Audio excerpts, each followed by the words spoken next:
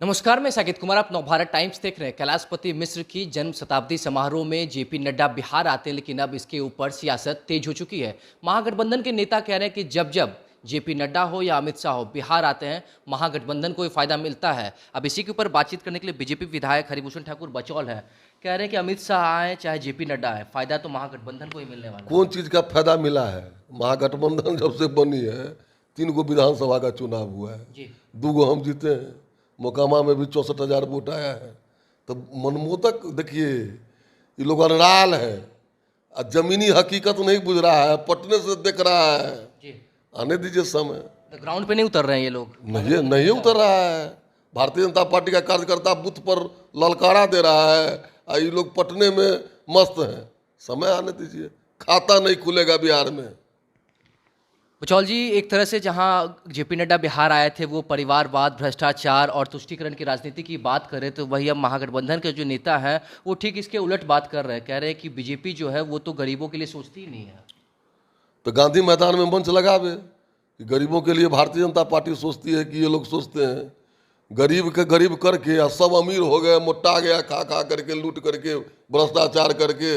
आप कह रहा है जी भाजपा नहीं कर रहा है, भारतीय जनता पार्टी नहीं कर रही है, तो आप ही लोग के मीडिया से देखते हैं कि मोदी जी का कितना जय जयकार गाँव गरीब किसान कर रहा है। तो देखिए, ये लोग बिल्कुल नर्वस हो चुका है। बिहार का विपक्ष और देश का विपक्ष, इस सबको कोई नरेंद्र मोदी जी के सुनामी में इस सब का बस नहीं चल रहा है कि क्या करें, की करें, क्या नहीं करें।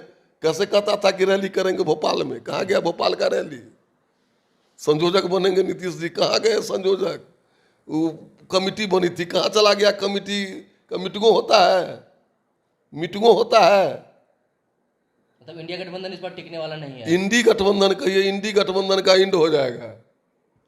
जेपी नड्डा बिहार आते हैं, राजधानी पटना में वो जेपी के आवास पर जाते हैं, लेकिन वहीं अब जो जदयू के नेता हैं वो कह रहे हैं कि वो तो अपमान कर रहे हैं। जाना चाहिए था कैलाशपति मिश्र के आवास पर, लेकिन वो जेपी आवास पर जा रहे हैं। तब अब कोई अंधा हो तो उसको कैलाशपति मिश्र जी का पूरे बिहार लेवल पर श्रद्धांजलि सभा हुआ था, 100वां साल उनका हुआ है, जन्मशती समारोह था, तो वो मनाया गया।